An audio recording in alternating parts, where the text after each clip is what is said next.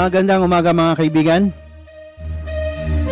Ito po ang inyong lingkod, MCO, sa MCO Comments. Yun po ay araw ng linggo, unang araw ng buwan ng Setyembre 2024. Ang oras ay ikalabang-isa ng umaga. Okay, bare months na mga kaibigan. Nako, malapit na ang Pasko, no? Malapit na ang gastusin.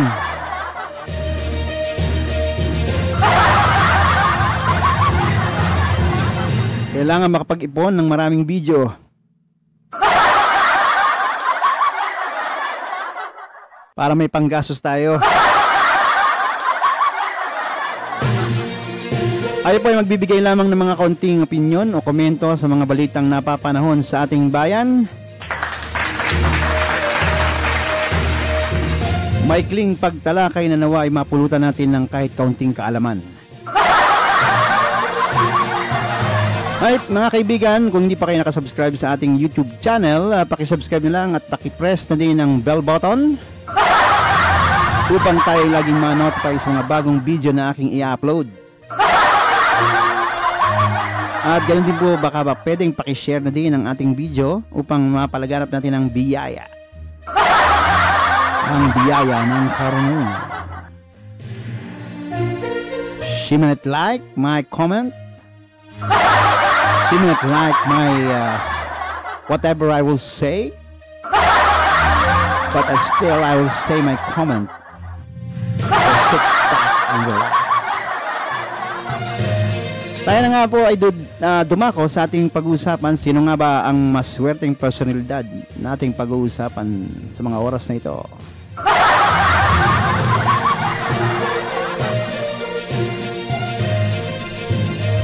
O ito mga kaibigan, no, meron ako napanood kanina. Actually, kaninang umaga to mga alas 2 na linabas ng ating idol na si Arlene Stone na nasa ibang bansa at kanyang ipinakita ang video, actually kasabay ng tunnel. At ito ay papakita natin yung panayam sa ating magiting na general na si General Torre. Sa PNP, ang sanin yung mga, dapat ang mga specific areas and confirm ba yun, nabalik si Pastor Apollo Kibuloy. Mukhang nag-i-interview kay General Torre dito, mukhang KOJC hindi ko alam kung SMNI SMNI malamang, no? Kasi medyo nung napanood ko tong video na to, medyo parang bias yung babae at maraming gustong itanong na mga parang sa panig ng KOJC. So panoorin natin, no? Hindi natin matatapos kaagad ang pag-search dito. Okay? Nakita nyo naman Mamaya isasama ko kayo para makita nyo rin. Yes, sir. Okay? Magsasama ako ng mga media ng mainstream. Sir, how positive are we nga naagit si Pastor Apollo Kibuloy? Nandiyan yan. Tinatago lang nila, may senador dyan na talaga naman. Nagsisignal pa si Carlo Catiel ng ganun, sabay biglang may babagsak. Naghihimatay. Ito mo, pati daw yung sabi ni General Torre, pati yung pagbagsak at paghilo at kunyari nahimatay, parang acting yata. No? Yan ang sabi ni General Torre, dahil sa kanyang naobserbahan. At ang sabi ni General Torre, parang nakuha na nila ng video yung pag-cue kung kailan hihimatayin. Kitang-kita naman kanila sa camera. Kitang-kita daw sa camera. Kaya tayo dyan. Oh my gosh. Guys, narinig niyo yung sabi ni General Torre. Yung mga workers, lalo na si Katiel, kapag kaharap sila, malapit na sila doon kung saan yung lugar ni Kibuloy, biglang may babagsak na worker na himatayin para maalis sila sa focus. Hanggang ngayon, budol-budol pa rin yung style nila, guys. Oh my goodness. Nakakasawa na. Budol-budol na style. Buti na lang, nakahanap sila ng katapat talaga dito kay General Torre. Nakahanap sila ng katapat sa Senate. Andiyan si Senator Risa. Nandito tayo sa social media. Tapos nandyan si General Torre dyan sa ating PNP. So guys, talagang wala nang kawalan. Checkmate na talaga si Kibuloy dito. Kaya kung ako sa kanya, no, mag-surrender na lang siya. Wala siyang kawala dito. Lalo na dito kay General Torre. Hindi to aatras sa labanan. Patuloy natin, guys. Na maghihimatay. Kitang-kita naman kanila sa camera eh. Kitang-kita yung senyas ni Katiil. Sabay, bagsak ng tao sa harap ko. Kasi yun, sinasabi ko parang nakakita ng ganun kasi mga kalokohan. May radar, sir. Anong ibig sabihin? Meron tayong life detector na ginagamit natin pag nag-collapse sa mga structure. Okay, that is may pindot ang ginagamit natin para malaman kung may tao. Sa ngayon, meron tayong equipment dyan na pag itilagay natin dyan sa mga semento, malalaman natin kung sa kabila niyan may tao. Naku, patay ka dyan. Ako, Paksi. Kapag ka pala ikaw ay dumikit sa pader at nasa kabilang pader si General Torre, malalaman nila na may tao dyan. Kaya kung ako sa'yo, medyo lumayo-layo ka sa pader. Naku, patay tayo dyan. Napaka-high-tech na pala ng mga gamit ng ating PNP. Ano? Sobrang high-tech at malalaman nila kung may tao. Hindi na nila kailangan ng X-ray vision na katulad ng ginagamit ni Superman para malaman. Madidetect ka na kagad gamit ang machine. Yari. Realize ko rin ni Pastor, kahit ka naalis dito habang hindi namin siya nakukuha o ang kanyang mga kasamahan. O yan ang dapat mong malaman, Pastor. Kung ayaw mong maging apartment yan ng PNP, sumuko ka na para alang-alang na lang sa mga members mo kung talagang mukhang ang plano ni General Torre magtayo na ng mga tent dyan at hindi sila aalis hanggat hindi ka sumusuko. Nasa kanila na lang yun eh. Alam nyo, nakita namin, we will publish the rooms ng mga kwarto ng mga bata nila, ng mga anak nila, ng mga alay nila. May mga Nako, ano ba itong kinabanggit ni General Torre na alay, ba? Bawat kwarto daw, mayroong pangalan ng mga bata. Alay, nako, medyo linawin na yan, General Torre, no? Ang sabi pa man din sino to? Yung attorney, yung learned na attorney ng KOJC, hindi daw yan sex slayer. Tapos gagawin mong ganyan, yan ang iisipin ng mga KOJC at saka mga sabi nga ni attorney Carion, kunin niyo yung side nila, bakit may mga pangalan. Baka naman si Pastor, kapag halimbawa, hinahanap yung mga bata, sa sobrang dami ng mga pastoral, siyempre hindi naman niya kabisado yung mga pangalan yan. Halimbawa, tanungin niya dun sa kanyang membro, nasan ba si ganito, ganyan. Sir, nasa kwarto. Siyempre, pag pinuntahan niyo ni Pastor Kibuloy, hindi niya alam yung kung sa sobrang dami niya, sabihin natin mga 100 niyang pastoral, dapat may mga pangalan yan. Hindi naman pwede na hindi naman pwede na walang pangalan kung baka kung saan pumasok si pastor, may mga pangalan yan. Dapat ganun siguro yan na General Torre, di ba? susunod, sir? May mga kwarto ng mga bata. Nako, bata. Di ba dapat pag bata medyo yun? Nako. Mga bata may mga pangalan, Parang nursery pala yan General Torre, parang nasa nursery. May mga bata, sir. Mga bata, may pangalan ng mga dalagita ron. Hindi pala mga bata, dalagita ba? Dalagita na. Hindi nursery yan. Dalagita May kurtina ba yan?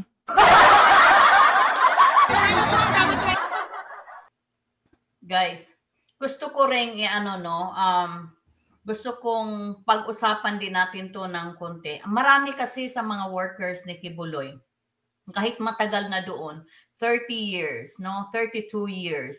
Yung iba sa kanila 35 years doon, hindi talaga alam itong ganito na may pag-aalay pala talaga sa mga pastorals at si Kibuloy pala talaga ay pumupunta sa mga kwarto ng mga favorite selected niyang mga pastorals at yung kwarto niya ay may pala talaga sa mga pastorals na yon, no? Marami talagang mga workers, guys, na hindi nakakaalam nito. Kahit nga yung kapatid ko, no? Kapatid ko mismo, ilang taon na dyan sa loob, 32 years na, nasa loob siya. Minsan lang siya nakapasok sa kwarto ni Kibuloy kasama ako. Kasama yung asawa ko, yung anak ko, pati yung nanay ko. Doon sa Tamayong. Doon lang nakapasok yung kapatid ko. Hindi po kasi lahat ng, sabihin mo kahit pastoral ka, kasi ako pastoral naman ako dati, wala talaga akong nakita na may ganito palang mga nangyayari doon. Kaya hindi ko alam, no? Hindi ko talaga alam. Pero nung napagdugtong-dugtong na natin and we went through investigation talaga, no? Nakita natin na nag-make sense yung mga observation ko pala noon ay totoo pala. Kasi noon kasi kapag So ito parang observation lang pala ito dati ni ni Idol Arlene Stone na may mga ganyan. Pero parang base sa mga nakikita ni General Torre sa loob, parang na-unmask yung mga revelation ni Arlene Stone, yung mga haka-haka niya. Pero wala pa naman tayo mga kaibigan, wala pa naman tayong mga matibay na ebidensya diyan. So mahirap pa 'yan kasi napaka-premature pa ng akusasyon na 'yan, no? At na yun nga, at may mga testigo na pumunta sa Senate, kaya lang medyo kailangan pampatunayan sa husgado yan. Kaya nga si Attorney Tarion at si Pacquiao nag-a-appeal pa sa Court of Appeals at saka sa Supreme Court. At kaya nga sabi nila na dismissed daw yan sa Davao.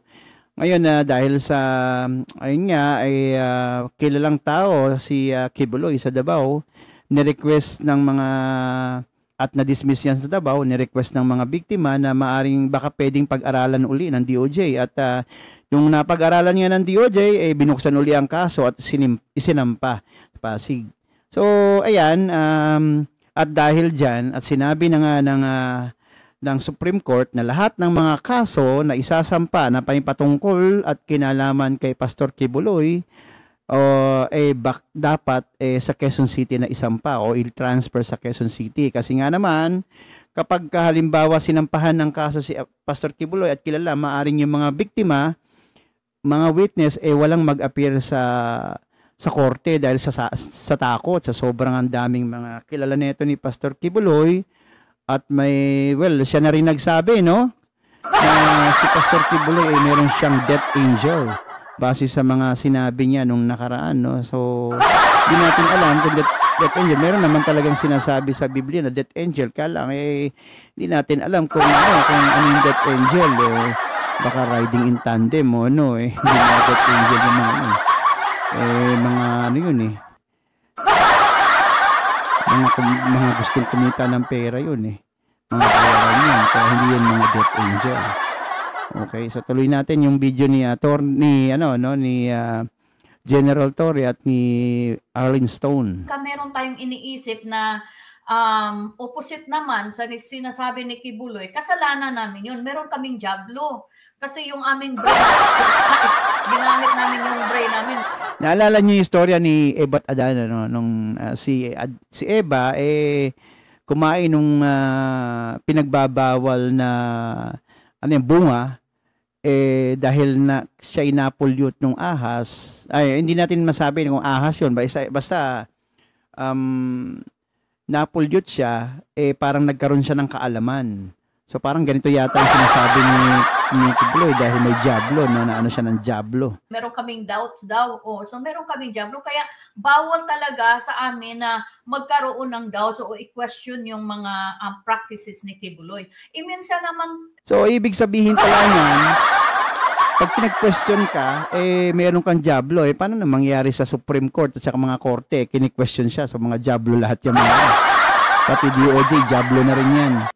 Kasi kini-question. So dapat pala, huwag mong i-questionin. Kasi pag nag-question ka, jablo ka. Kailangan kang i-review. Pagtuloy natin. Parang nakukote mo ba siya sa kanyang sinasabi at sa kanyang ginagawa is opposite with each other. Kaya mahirap yung ganyan, mahirap yung ganyang paniniwala, mga kaibigan, ano? Kasi pero mo hindi pa pwedeng magkamali, ano? Walang mali. Pwede sabihin lahat ng mga gagawin niyo, wala nang mali. Wala naman taong walang mali, no? Hindi natin alam kasi sabi ni Pacquiao, siya ay Diyos, no? Anak ng Diyos. So baka hindi nga siya nagkakamali. Pero parang hanggat tao ka na nasa lupa, parang hindi ko matanggap, no, na nagkakamali, na hindi ka pwedeng magkamali. Lalo na ngayon, nagtatago ka. Diba? Nasa ilalim ka ng lupa yata. O ewan ko, ha? Parang mahirap naman yata yan. Kung maki-question ka, baka pwede pag-aralan mo kung talagang may mali o tama sa ginagawa mo, diba? Yun yata yung talagang, nature ng tao natin. Pwede tayong magkamali. Hindi maiwasan na mag-question yung ating mind. Pero kapag dumatay tayo doon sa ganong stage, no, i-review ka kaagad. Lalong-lalo na kapag shinare mo sa ibang workers, no? I-review ka kaagad kasi may jablo ka. O ako nga, lagi akong nare-review, may jablo ako kasi because I always question. I always question things, no? Kung hindi kasi mag-make sense sa akin, tinatanong ko yan. Hindi ko man sinasabi sa bibig ko, but then my eyes will be look for something, you know, na mga answers. Ganon ako doon, kaya lagi akong natutrouble, no? So, kaya hindi natin ma-blame itong mga kasamahan kong workers na hindi talaga nila alam talaga. Kaya hanggang ngayon nakikipaglaban sila kasi akala nila na kung ano yung narinig nila galing sa bibig ni Kibuloy, yun din yung ginagawa niya, yun din yung practice niya. Unfortunately, they are two different things. Opposite. No, nagko-contradict yung sinasabi ni Kibuloy at yung mga practices niya. Sabi niya, bawal kami, ialay namin yung sarili namin sa Panginoon. Iba palang Panginoon yung iaalay ng mga pastor. Mga kaibigan, no, disclaimer lang to, no. Pinapakita ko to, hindi ibig sabihin parang siraan natin yung kay OJC, no. Para malaman lang natin kung ano ba yung mga sinasabi ng iba. At nilay-nilay natin at matimbang natin sino ba nagsasabi ng tama or mali. Ayan, kung sa tingin ninyo, mali itong sinasabi ni Arlene Stone, hindi naman sinasabi na paniwalaan nyo na kagad. Unang-una, nasa korte yan para para pagdesisyonan ng korte kung tama ba o mali. No, ang problema lang kasi dito, no, narinig ko kasi kay Attorney Torion, habang inaasikaso nila at pinapadismiss nila yung kaso o tinatanong, kini-question nila kung tama ba yung warrant of arrest, si Mrs. Pastor Kibuloy, nagtatago. So, ewan ko kung tama yan o hindi, no, sa batas ng tao natin dito. Sana masagot ng matignan ng IBP yan, or Integrated Bar of the Philippines, no, kung tama nga ba yan ba talaga. Kasi ako naguguluhan ako na pwede nga na palang magtago, pag may kaso ka, hindi mo yung warrant of arrest at isa yun sa option mo, magtago ka hanggat gusto mo, basta meron kang isang abogado na maayos at magaling, no, na kaya mong bayaran habang ikaw ay nagtatago para ma-dismiss yung kaso mo. So, pwede pala yan IBP at korte natin, pwede pala yan ganyan. Pero alam ko, may warrant pa rin si Kibuloy kasi gusto na nga siyang pagkakaroon ng korte at para umurong na ang proseso. Pero yung attorney ni Pastor Kibuloy, parang gusto paano yung proseso habang nagtatago si Pastor. Parang ang gulo, Kung sa ibang hindi pastoral, you think that na oo, alay yung mga sarili natin sa Panginoon, sa Ama, sa pamagitan ng Espiritu. Pero in the pastoral way, in the pastoral life, iba, ialay hindi lang yung spirit nila, kundi pati yung katawan nila. Nako, patay tayo dyan, Pag yan ang naging mentality ng mga tao, no, sa totoo lang, mga kaibigan, no, pag pinag-uusapang relihiyon, nako, malaking bagay yan, Biro mo, sabihin mo, pupunta ka sa langit. Kapag inaalay mo ang sarili mo sa Diyos. Ano lang? Sino yung Diyos? Sinasabi ni Kibuloy, anak siya ng Diyos. Aba, ang anak ng Diyos ay Diyos. So ngayon, kung mag-iisipan mo yung logic, ialay mo ang sarili mo sa Diyos. Ang tao pag naintindihan, ialay ko ang sarili ko sa Diyos. Hindi lang espiritu ko at lahat, pati kaluluwa, hindi lang kaluluwa, iaalay mo sa Diyos. Diba? Pati yung buong pagkatao mo, buo, physical, iaalay mo sa Diyos. Ngayon, sabi ngayon ni Pastor Apollo Kibuloy, anak ako ng Diyos. Ang anak ng Diyos ay Diyos. Paano yan? Sino ngayon? Kaninong Diyos mo ngayon iaalay yung sarili mo, mga kaibigan? Yan ang maling, tingnan natin kung anong, kung ano yung logic na tinuro niyan. Kailangan nilang ialay dyan kay Kibuloy, gustuhin man nila o hindi. No, ganun yung sitwasyon. Kaya, kapag inalay mo ang sarili mo sa Diyos, buong pagkatao at yung katawan, napupunta ka sa langit. Bahala na kayong mag-isip kung anong langit yung pupuntahan mo. Bro. Pero hindi ko alam kung yung isa langit ang napuntahan, yung isa naman impyerno ang napuntahan. Kumbaga, hindi lang natin alam kung sinong napunta talaga sa langit. Di ba? Mga kaibigan, sino bang napunta sa langit? Yung isa o yung isa? I understand talaga. Walang yan. Workers na hanggang ngayon nakikipaglaban, makikipagpatayan, yung mga members, kasi wala talaga silang alam sa totoong mga nangyayari. Pero sana kung mabuksan lang nila ang kanilang isipan, kahit konti lang, hindi kailangan ng malaki, no? Konti lang, exercise yung brain ba nila. Alam niyo mga kaibigan, pag-usapang relihiyon, walang matalino dyan. Totoo lang walang matalino. Walang matalino. Mga kaibigan, sa totoo lang, aminin ko na ako, naging KOJC rin ako dati, no?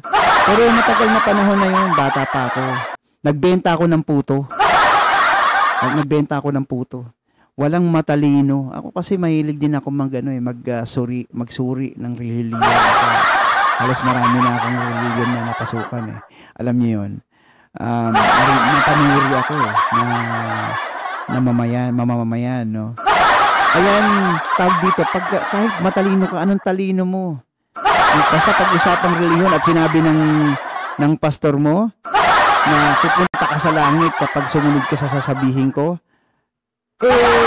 kahit sobrang talino mo, kilala nga ako dyan, napakatalino, ang daming mga degree pinasok at daming daming mga PhD pa pero PhD, no? Nag-masteral pa. Pero ano yun? Pag sinabi ng pastor ganito, talaga.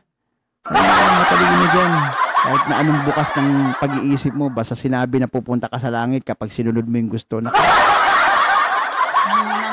kunti, ma-realize nila na yung mga nakikita nila, yung mga observations nila, yung mga practices nila is opposite kung ano yung mga sinasabi ni Kibuloy. No? Sana lang. Ganon. Alright guys, let's continue. Sir, ano po yung dapat maintindihan ng public sa police operation? Baka naman kanila yun. Sir, ano po yung dapat maintindihan ng public sa police operation na yun? Dapat maintindihan ng publiko sa police operation na to, kami ay mayroong no bail na warrant laban kay Apollo Kibuloy at ngayon. Dati 5 yan, ang isa nahuli na. Si Pauline Canada, kasama sa warrant, nahuli na namin, nandun na nakakulong sa Pasig. Okay? So dapat sana maintindihan ng publiko na ito ay isang warrant of arrest na ini-implement namin against sa tao na yan. Na ang Eto mga kaibigan, napansinin niyo doon sa helmet ni General Torre, may camera. Diba? So, ibig sabihin, kapag ka mayroong operation, binubuksan nila yung camera na yan, GoPro, linaw niyan. At wala yung hindi yan stabilization yan. No, kaya yung mga pinagsasabi ninyo na yung pulis ang nag-tear gas, yung nagpulis ang nag-una ng gulo, capture sa camera yan kung sino ba talaga nagsimula ng gulo. Meron nga dyan nakita ko sabi, pulis daw nag-ano pero pag tinitignan mo, naku, yung mga KOG na nakahampas ng mga ng mga lutuan, ng monoblock, at may hinuga, meron pang isinaboy na ewan ko anong liquid yung hinaboy na yun, kulay orange, hindi ko maintindihan kung ano yan mabaho daw sabi ng mga pulis Kaso, hindi yung whole day ito, whole day, whole night. Hindi bukas, hanggang sa makita namin siya. So, hindi kami papayan, wala mapupulaw dito. General, ang intel na to, si Pastor lang ba o napod sa sulod ako pa? Hanggang sila lahat. Sir, yung kanina na nakita kayo na room ng mga bata, alay, sabi mo. Maraming mga rooms ng mga bata dyan, hindi na namin ma-identify kung sino-sino mga okupante noon. Pero makikita nyo, napakagaganda mga kwarto. Na ang kaharap ay kwarto ni Apollo Kibuloy. Nako, kwarto nakaharap ng Apollo Kibuloy. Nako, ano ba yan? General Torre, ikaw naman, huwag mo namang bigyan ng masyadong mali siya yan. Alam mo kasi ang mga pastor, malapit yan sa mga bata. Sa hula yan malapit sa mga bata, mga pastor. Kaya wag mong bigyan ng masyadong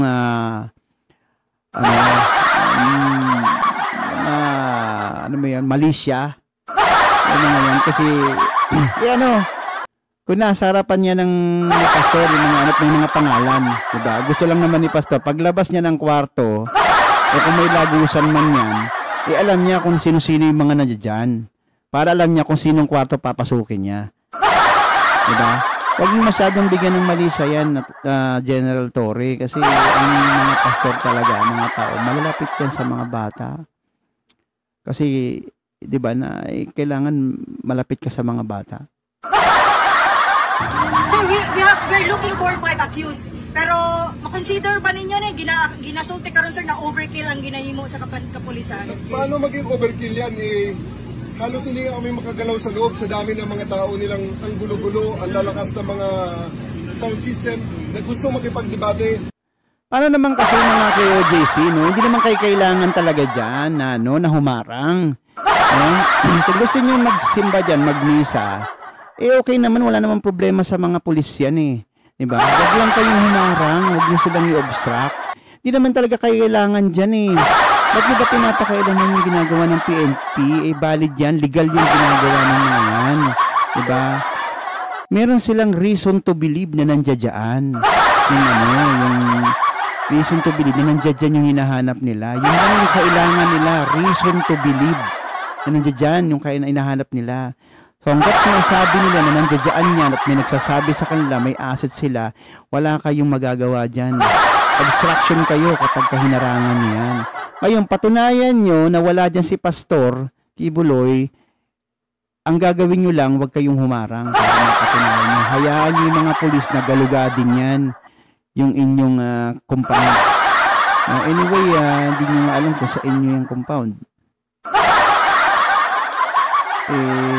Alam nyo na, baka papeles lang yan. Uulitin ko nga lang para sana sa kanila at sa publiko, hindi ito ang lugar para magdebate kami kung tama o mali. At wala rin kaming personalidad na magdebate kung inosente o guilty si Pastor Kibuloy. Napagpalato nito yun ba't hindi ka nalang magsampa? Demanda mo to si General Torre. Illegal yan. Di ba i-demanda mo? Pag na-demanda mo si General Torre kung illegal yan, nako, napakagaling mo ng abogado talaga. Ikaw ang pinaka-learned. Demanda mo yan si General Torre.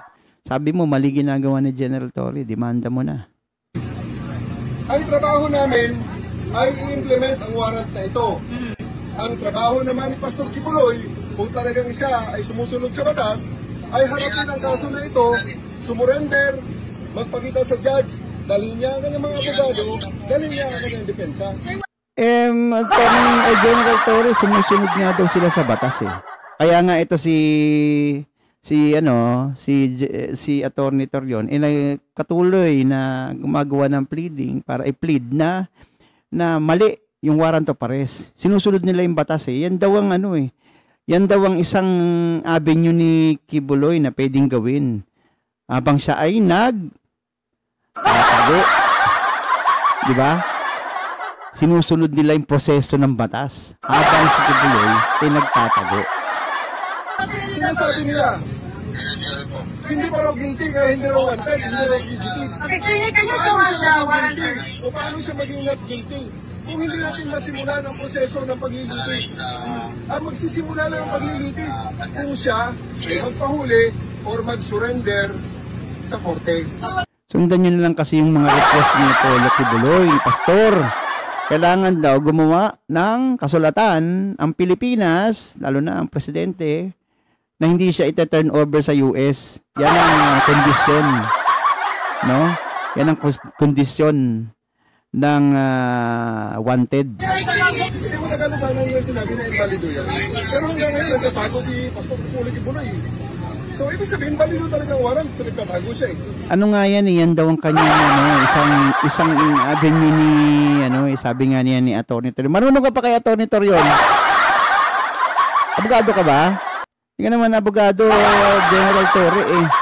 Marunong ka pa kay Atty. Torion. Isa nga yan, ang kulit-kulit mo. Baka mamaya matulad ka kay matulad ka kay Canoli de Castro eh. Pinagtatawanan ka ni Atty. Torion.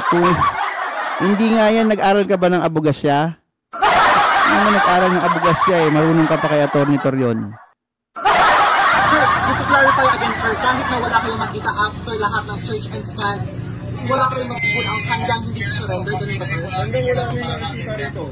Okay. Or hanggang hindi pa namin natatapos ang Toro search. Okay? Toro search ang inyong ginawa, sir. Hindi namin alam. Nag-pa-traffic.